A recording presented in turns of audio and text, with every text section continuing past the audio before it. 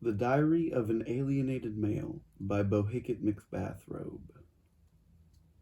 When I was 12, my friend stuck a drumstick up my asshole through my gym shorts. I have never considered this event a rape until recently. It was always just some boyish, idiot event. It was the confusion of adolescence penetrating the air for 20 manifest seconds. It was always only a wasn't. There were other friends there in the room, but the event was never spoken of after. I'm sure we all felt some shame, and whatever we hid, we never really mentioned. Until it only wasn't, and we all forgot.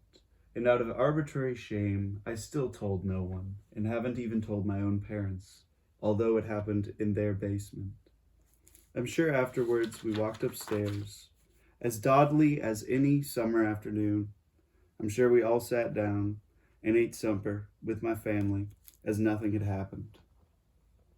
I don't remember which chair I sat in even, but I really just mean to talk about sitting, which is all we do now, and it's what I'm doing now too. Why do I sit in these rooms as I do? Who even needs to ask this, a why for a sit? I didn't until recently, and every chair I've ever asked has flashed before my eyes. I used to feel remarkably guilty for sitting in any room, as though each chair contains a potential of roomness, and my occupation is only a detriment to the ultimate color of any possible room. I only feel this way in rooms full of men usually. I've always made my posture more effeminate, as to not offend, or to impose some wrongness upon a space. And that's kind of what it is, I suppose. Some wrongness, undemarcated, this guilt for sitting, shame, silent and literally just occupying any space. We call this whatever, anxiety, depression, any older syllabic word that sounds vaguely Mediterranean. All of this may as well be one thing. It's all just guilt, some pre-mediated guilt. I've often related it to Protestantism, but I only mean that as a joke. It has to do with this whole great big definition, and all us casually pretending we even know what any word means. No word can truly know itself, and no sound actually confers whatever neuron fires within our graying matter. All this feeling being beneath our words, we all know this voiceless word, this one sound underneath is the truer one. There is no man, there is no woman, and I'm stealing this from some French man. It could be better, and it would be better, if all my thinking were plagiarism. Then I wouldn't have to be responsible for my own confusions. And I suppose that's the other point. Everyone is always acting out of confusion primarily, and that's why I'm doing whatever I'm doing right now. The great big purple Y underneath all the yes or no. That's why we talk at all, which again is only ironic. Talking just compounds this confusion more.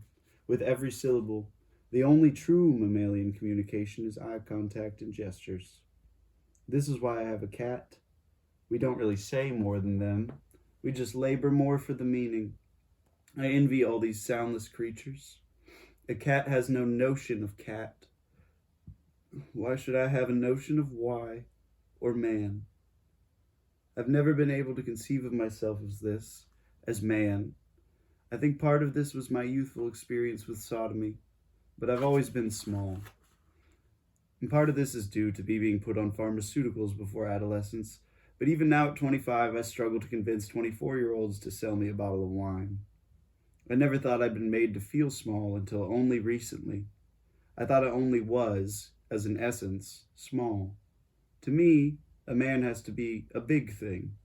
I've always thought this to be broadly the actual biological need for feminism. It's fundamentally a kind of spatial awareness. The irony is that I'm 5'10", which is statistically average, but I have only seen my body in relation to other ones. On a certain scale, we are all basically the exact same shape. I do not mean to lament and boo-hoo all saporific. There's enough sleepy words in the world already. I only reveal myself so that I can chant myself awake and out of this strange dream.